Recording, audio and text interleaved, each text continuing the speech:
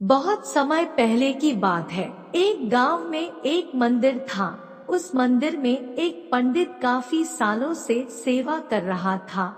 हर दिन मंदिर की पूजा पाठ, साफ सफाई और अन्य काम पंडित करता था।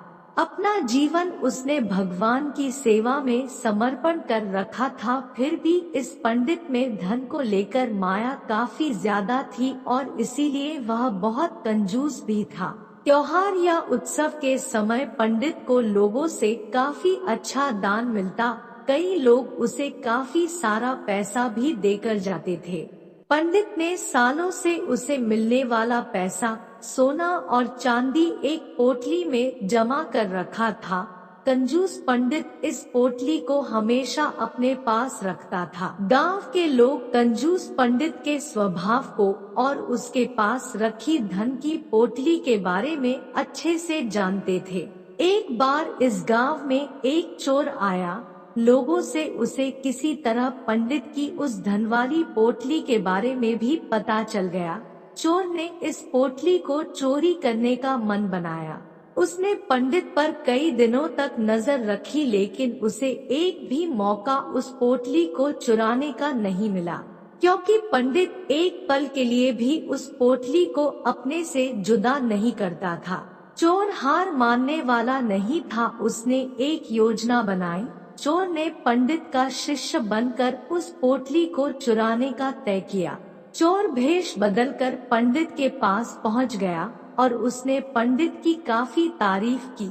चोर ने पंडित के तारीफों के पुल बांधते हुए उसे कहा कि वह भी पंडित की तरह ही ज्ञानी और समझदार बनना चाहता है।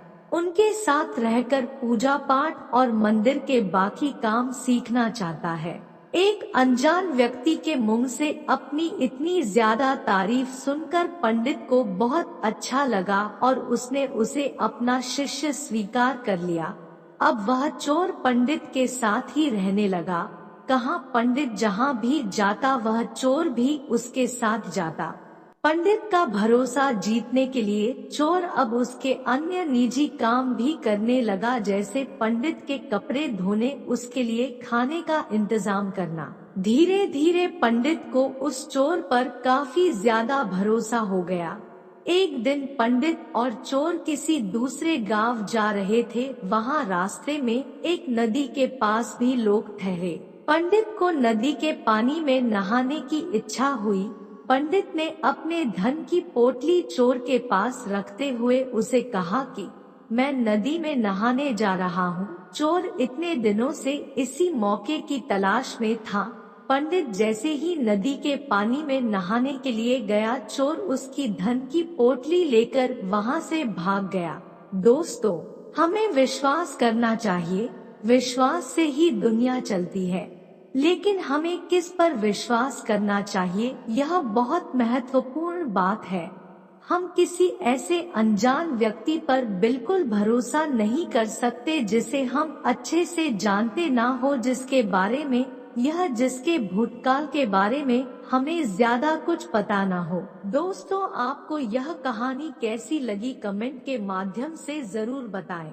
दोस्तों, अगर आप सभी को कहानी पसंद आई हो तो हमारे चैनल को सब्सक्राइब जरूर करें और सपोर्ट करना ना भूलें। दोस्तों, इस तस्वीर में आपको क्या क्या दिखाई दिया जरूर कमेंट के माध्यम से बताएं। दोस्तों, फिर मिलते हैं ऐसे ही नया कहानी के साथ।